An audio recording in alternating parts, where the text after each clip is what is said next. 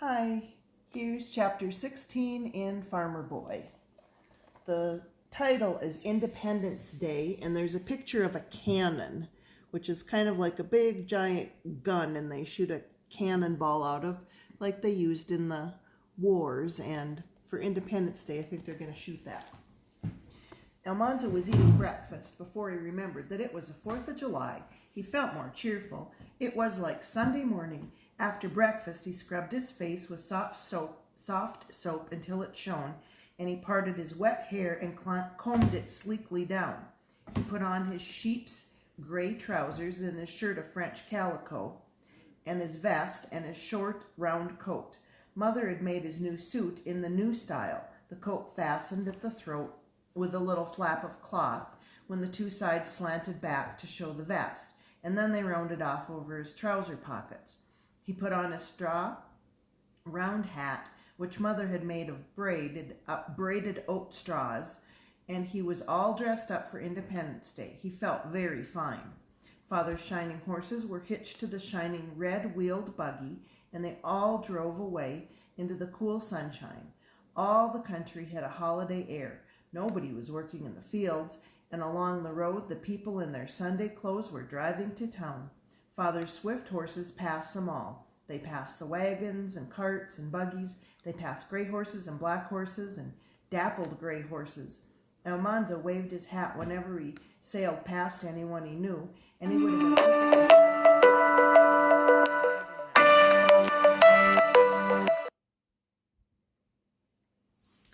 At the church sheds in Malone, he helped Father unhitch. Mother and the girls and Royal hurried away, but Almanzo would rather help with the horses than do anything else. He couldn't drive them, but he could tie their halters and buckle on their blankets and stroke their soft noses and give them hay. Then he went with Father, and they walked the crowded sidewalks. All of the stores were closed, but ladies and gentlemen were walking up and down and talking. Ruffled little girls carried parasols, and all the boys were dressed up like Almanzo. Flags were everywhere, and in the square the band was playing Yankee Doodle. The fifes tooted, and the flutes shrilled, and the drums came in with rub-a-dub-dub. Yankee Doodle went to town a-riding on a pony. He stuck a feather in his hat and called it macaroni. Even grown-ups had to keep time to it, and there in the corner of the square were the two brass cannons. The square was not really a square. The railroad made it three-cornered, but everybody called it the square anyway. It was fenced, and grass grew there. Benches stood in rows on the grass, and people were filling between the benches and sitting down as they did in church. Almanzo went with Father to one of the best front seats. All the important men stopped to shake hands with Father. The crowd kept coming until all the seats were full, and still there were people outside the fence. The band stopped playing, and the minister prayed, and the band tuned up again.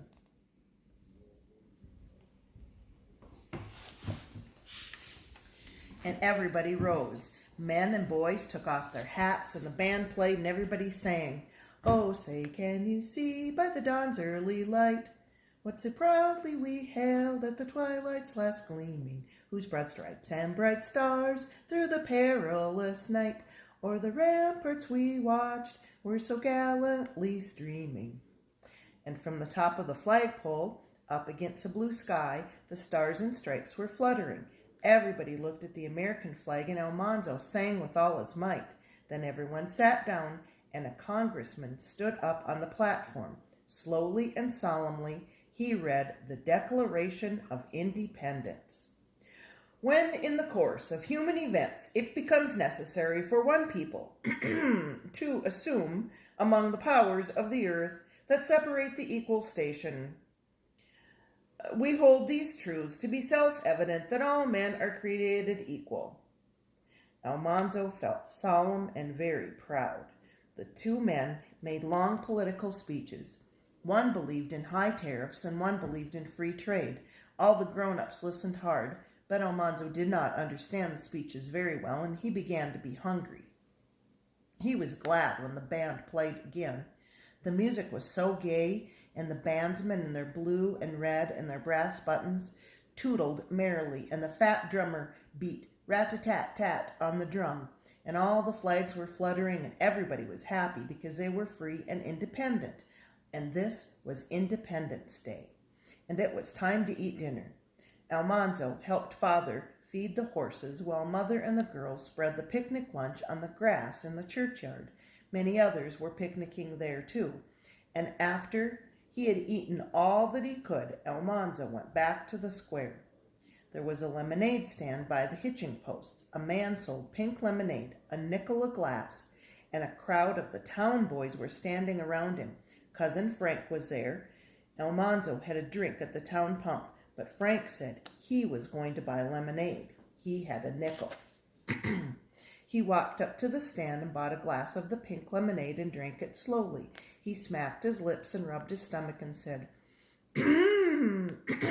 excuse me, why don't you buy some? Where'd you get the nickel? Almanzo asked. He'd never had a nickel. Father gave him a penny every Sunday to put in the collection box in church. He had never had any other money. My father gave it to me, Frank bragged. My father gives me a nickel every time I ask him. Well, so would my father if I asked him, said Almanzo. Well, why don't you ask him? Frank did not believe that Father would give Almanzo a nickel. Almanzo did not know whether Father would or not. Because I don't want to, he said. He wouldn't give you a nickel, Frank said. He would too. Well, I dare you to ask him, Frank said, and the other boys were listening, and Almanzo put his hands in his pockets and said, well, I'd just as lief ask him if I wanted to. Yeah, you're scared, Frank jeered. Double dare, double dare.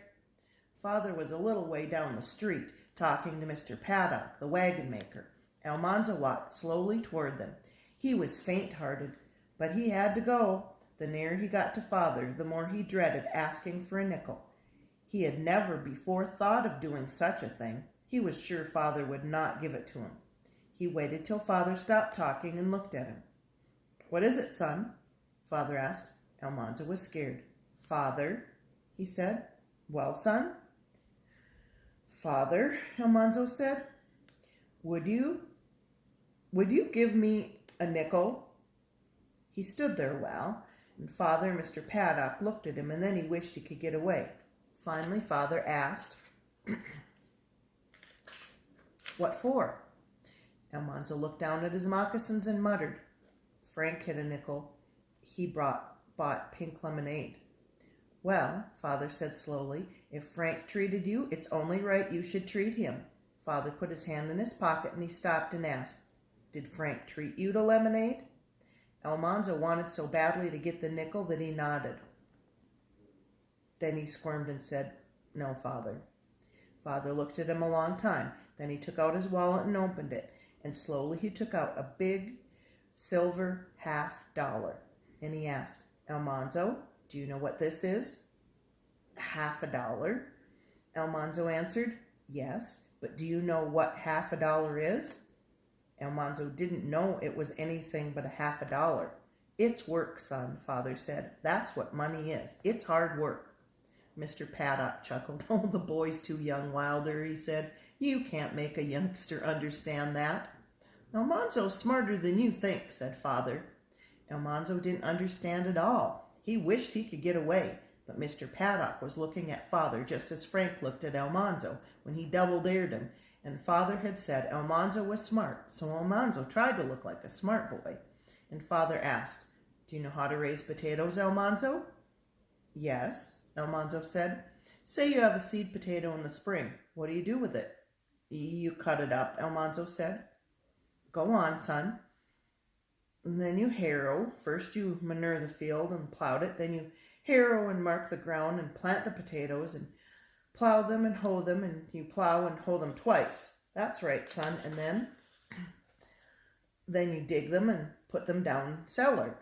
Yes.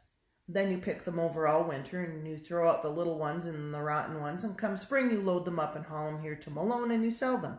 And if you get a good price, son, how much do you get to show for all that work? How much do you get for half a bushel of potatoes? $50, Almanzo said. Yes, said Father. That's what's in this $50, Almanzo. The work that raised half a bushel of potatoes is in it. Almanzo looked at the round piece of money, and Father held it up. It looked small compared with all that work. You can have it, Almanzo, Father said. Almanzo could hardly believe his ears. Father gave him the heavy $50. It's yours, said Father. You could buy a sucking pig with it, if you want to.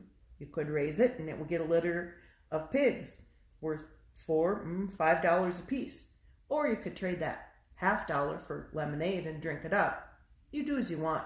It's your money. Almanzo forgot to say thank you. He held the $50 a minute, and then he put his hand in his pocket, and he went back to the boys by the lemonade stand.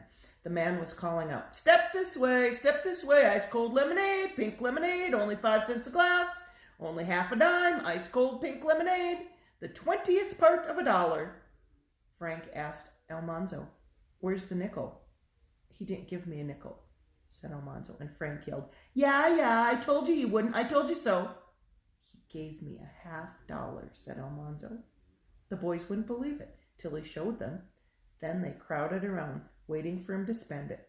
He showed it to them all and put it back in his pocket. I'm going to look around, he said, and buy me a good little sucking pig. The band came marching down the street, and they all ran along beside it. The flag was glorious, waving in front, and then came the buglers blowing and the fifers tootling and the drummer rattling the drumsticks up on the drum. Up the street, down the street went the band with the boys following it, and then it stopped in the square by the brass cannons. Hundreds of people were there, crowding to watch. The cannons sat on their haunches, pointing their long barrels upward. The band kept on playing. 2 men kept shouting, Stand back! Stand back! And the other men were pouring black powder into the cannons' muzzles and pushing it down with wads of cloth on long rods. The iron rods had 2 handles, and 2 men pushed and pulled on them, driving the black powder down the brass barrels. Then all the boys ran to pull grass and weeds along the railroad tracks. They carried them by armfuls to the cannons, and the men crowded the weeds into the cannons' muzzles and drove them down with long rods. A bonfire was burning by the railroad tracks, and the long iron rods were heating it. When all the weeds and grass had been packed tight against the powder in the cannons, a man took a little more powder in his hand and carefully filled the 2 little touch holes in the barrels. Now everybody was shouting, Stand back! Stand back! Mother took a hold of Almanzo's arm and made him come away with her, and he told her, Mother, they're only loaded with powder and weeds. I won't get hurt, Mother. I'll be careful, honest. But she made him come away from the cannons, and 2 men took the long iron rods from the fire. Everybody was still, watching, standing as far behind the cannons as they could. The 2 men stretched out the rods and touched their red-hot tips to the touch holes.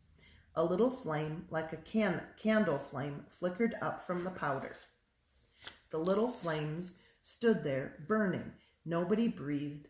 Then, boom! The cannons leaped backward, and the air was full of flying grass and weeds, and Almanzo ran with all the other boys to feel the warm muzzles of the cannons. Everybody was exclaiming about what a loud noise they had made. That's the noise that made the redcoats run, Mr. Paddock said to Father. Maybe, Father said, tugging his beard, but it was the muskets that won the revolution. And don't forget, it was axes and plows that made this country. That's so, come to think of it, said Mr. Paddock. Independence Day was over.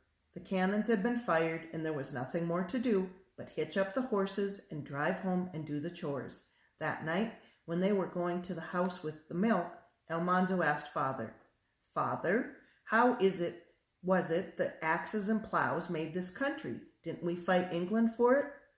We fought for independence, son, Father said, but all the land our forefathers had was a little strip of country, here between the mountains and the ocean. All the way from here west was Indian country, and Spanish and French and English country. It was the farmers that took all that country and made it America. How? Almanzo asked. Well, son, the Spaniards were soldiers and high and mighty gentlemen that only wanted gold, and the French were fur traders wanting to make quick money, and England was busy fighting wars.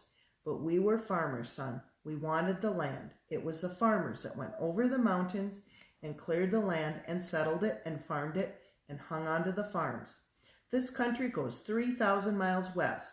Now it goes way out beyond Kansas and beyond the great American desert. Over mountains bigger than these mountains and down to the Pacific Ocean. It's the biggest country in the world, and it was the farmers who took all that country and made it America, son. Don't you ever forget that.